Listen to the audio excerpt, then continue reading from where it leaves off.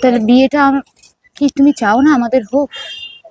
আমি তো আমি কি চাই। অন্যের সাথে চলে যাই এটাই তুমি চাও? তুমি দাঁড়িয়ে দাঁড়িয়ে দেখবে আর আমি চলে যাবো অন্যের সাথে?